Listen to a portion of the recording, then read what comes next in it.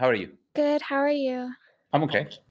So I just have some questions about things that I'm having a hard time accepting within Islam. hmm Okay, go ahead. So, what is the questions that you have? Go ahead. Well, my first question is, can I still be a Muslim if I agree with the core theology? Like I agree with that there's a creator and that there's prophets, but some of the things I disagree with some of the leadings or ideas in Islam, like some of the things that the prophets say, like I don't completely agree with those. And no, if you disagree with any part of the Quran and you say you don't believe in that thing or you disagree with it, you think is wrong, it's not up to the times, it's not up to the standards, it's not just, it's not fair, or the Prophet ﷺ was wrong about this specific thing, you can this would disqualify the person from being a Muslim.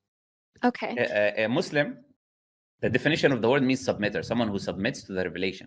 Okay. He submits to Allah, he submits to the messenger and the teachings of Allah and his messenger, basically. It's a definition of what the word Muslim means. Okay, so there's a couple other questions that I have, or that like just don't completely make sense to me. But one of them is that there is so in the chapter of Muhammad, it talks a lot about how disbelievers' good deeds get dismissed on Judgment Day. But my question is, disbelievers can still be good people, so why do their good deeds get dismissed? Yeah, good deeds are dismissed on the day of judgment, not dismissed in this world. So they can get something for what they do in this world. Allah says he gives them in return of what they do in this world, because what they did was for this world. Those Okay. people, you can use the term good people. We wouldn't agree with that terminology, by the way. They can do good things. That does not mean they're good people. There's a difference between the two. But when you say those people have still done something good, let's assume, for example, they give charity. What is the intention they have when they give in charity? Well, there can be a variety of intentions. Go ahead, give me. They're not believers, so what kind of intentions they have? So they could be giving charity because they agree with the cause, or they feel empathy for the people who need the money. Like there's a couple different reasons as to Yeah, why they could. and there are many selfish reasons as well. For example, Yes. they want to feel good, because when you do that, you feel good. When you do give others, you feel good yourself. They can be doing it so people can praise them and say, "Oh, look, this person is a charitable person. Look at all the good that he's doing." But all of these intentions that you mentioned, is any of them for the sake of God? Not the ones that I mentioned, no. Or any, because they don't believe in God to begin with, so they will never have an intention to do with God. Mhm. So why should they expect God to reward them? Why should God reward people who didn't do anything for him?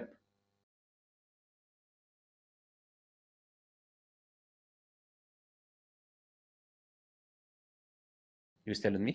Yeah, I'm sorry. I was just Yeah, it's fine. You're like, thinking it's a about it. fair Yeah. point. Yeah. This is the thing. Look, if you didn't do it for Allah, then there's no point of Allah. Why would Allah reward you for it? You did it for this life. You did it for your own selves. And Allah lives you in this life. He gives you provision. He lets you live.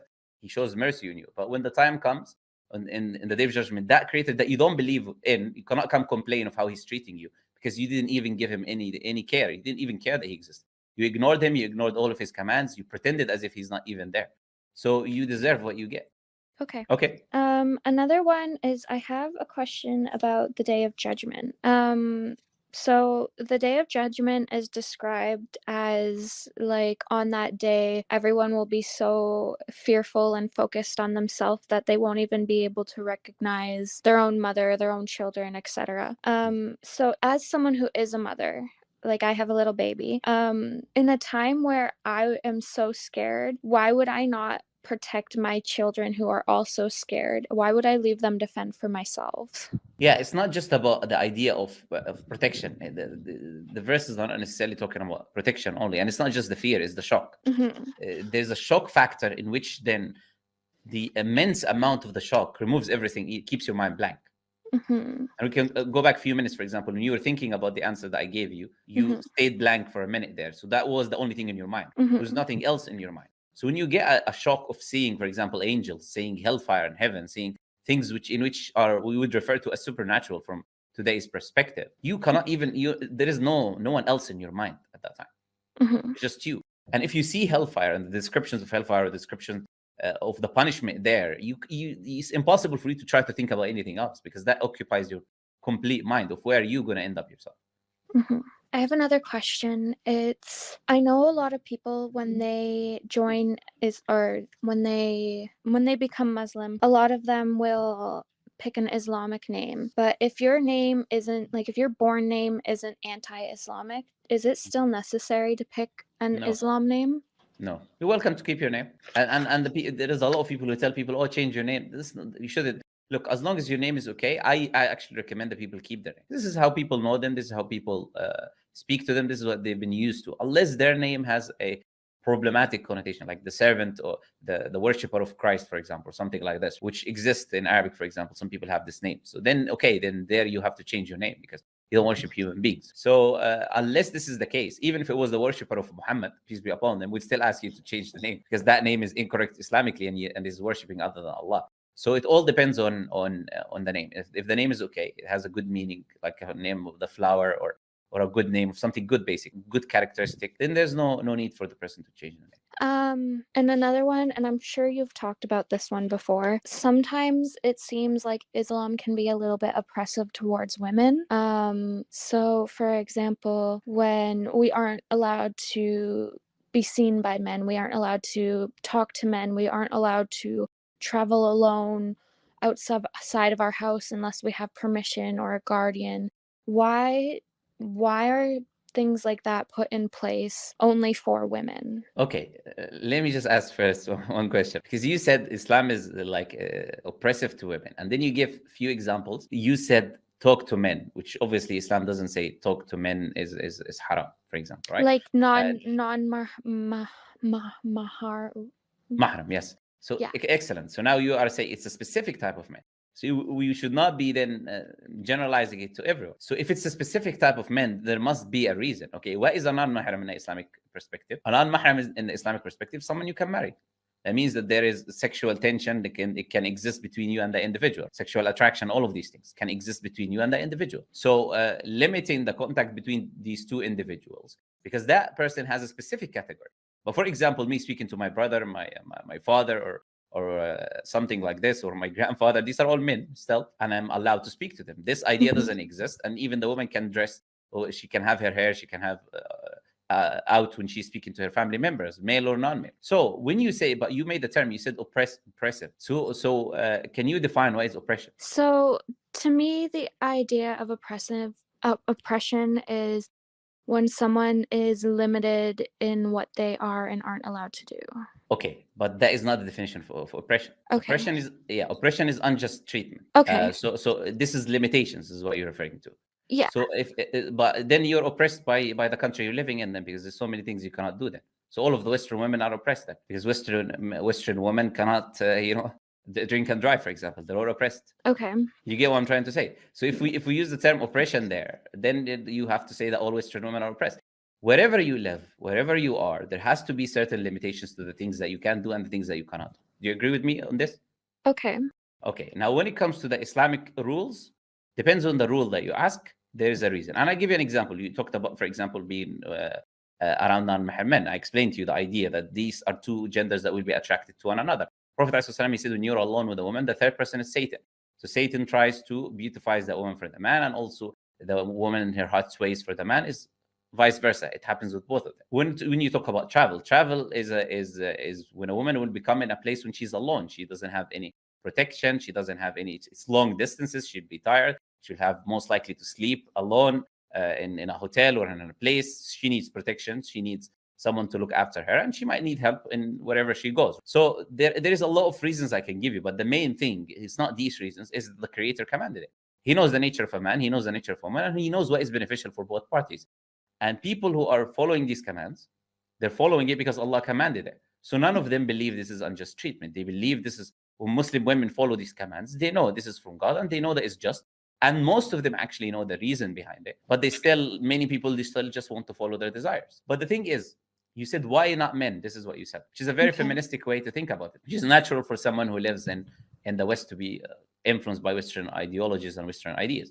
But the question is the man the same as a woman? No. Okay, so if we're different psychologically, physically, and in every way, literally almost, even in the way that we think or perceive ideas or the way that we express ourselves, if we're different in all of these different aspects, then it would not make any sense for the treatment to be the same for a man and a woman. There has to be differences in the treatment because they're not the same. They're different. So when Allah, what men, for example, are attracted to in women is, number one, is the physical looks of a woman. This is how men are created. And there are studies on this. This is the first thing that they're attracted to. But for a woman, is not the case. This is not what they put as number one on the list of their attraction when it comes to the man. So then what a woman, how a woman can dress would be different from how a man can dress, because the attraction is not the same. It's not symmetrical. We're not attracted to the same things. So because we're different, the commands of Allah Azza wa Jal will be different. It will be optimal for the situation of the man and situation of the woman. So whatever command that is there for a man that is not for a woman, it is because it befits her nature as a woman, and it is the best command or option or situation that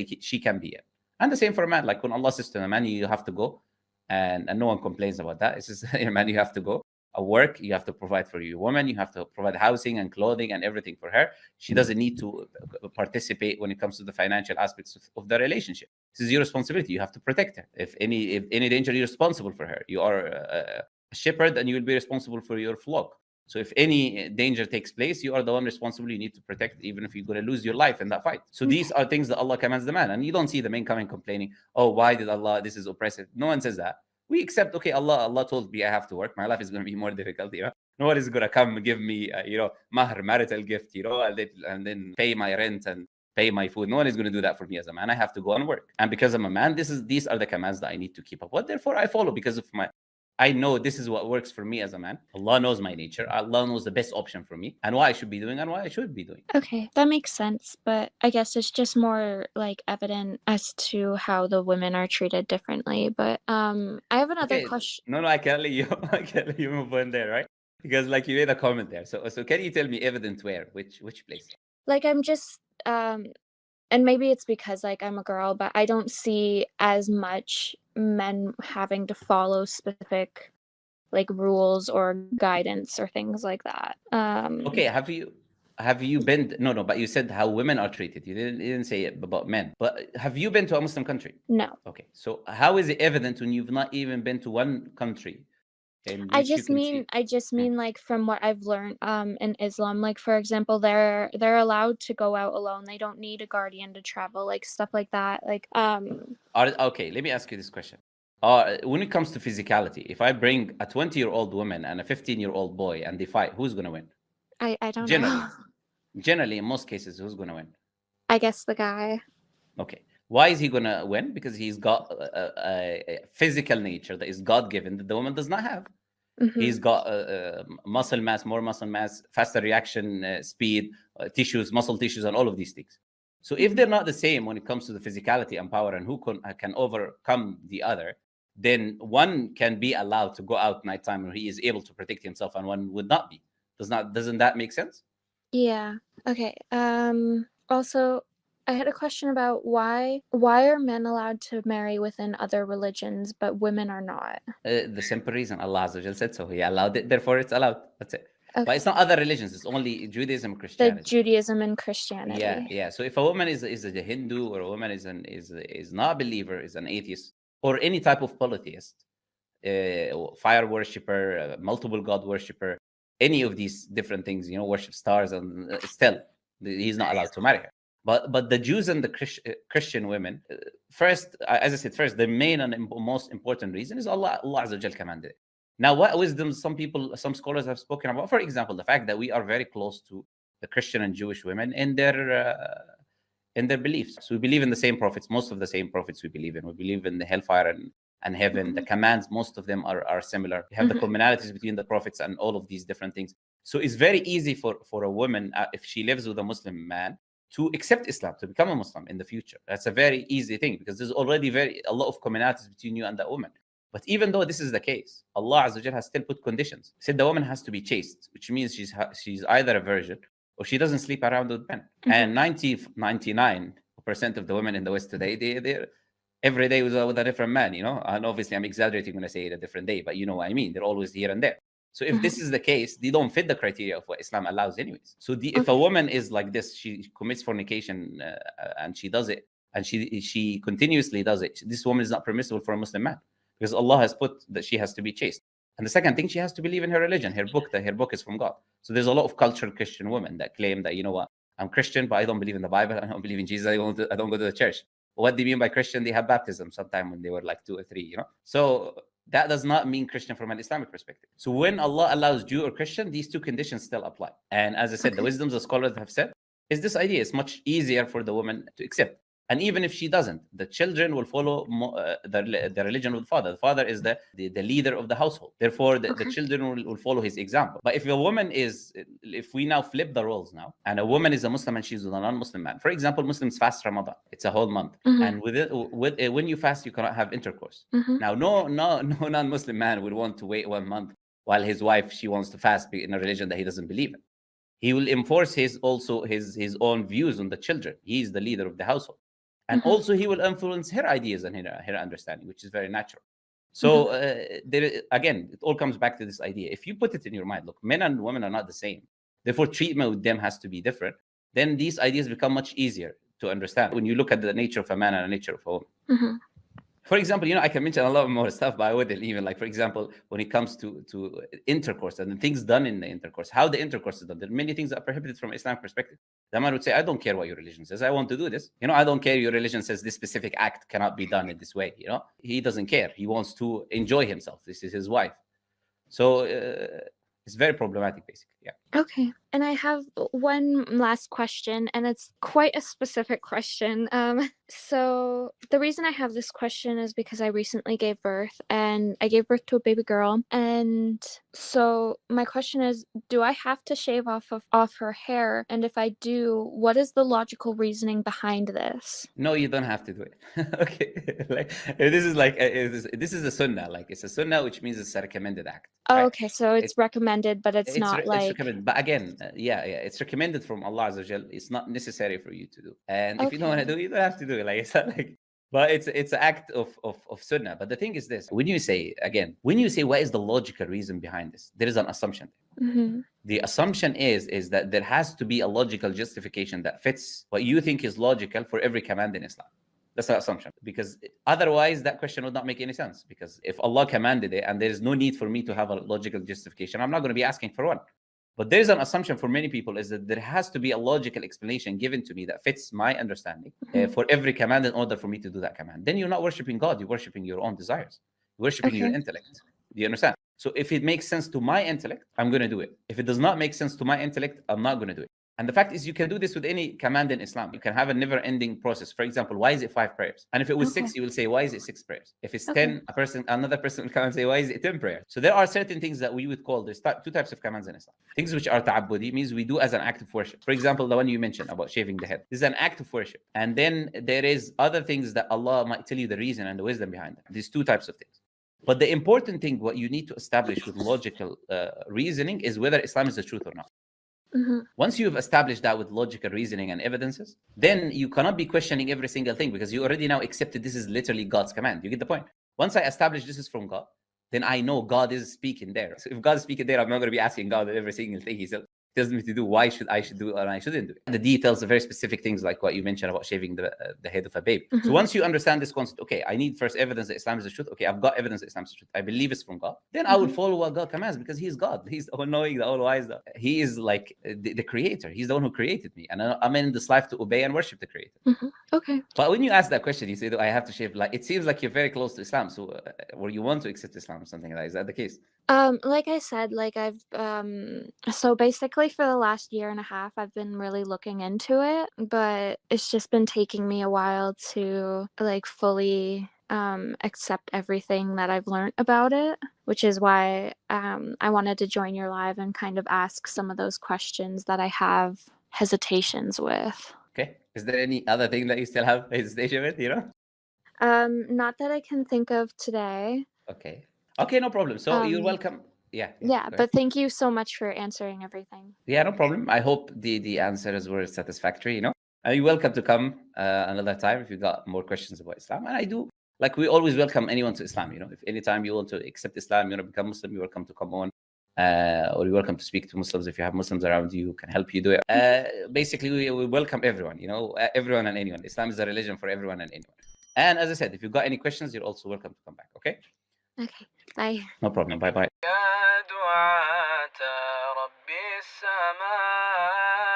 يا من صنعتم في الأرض نورا، يا قلوبا فيها الوفاء، بشركم اليوم سرورا.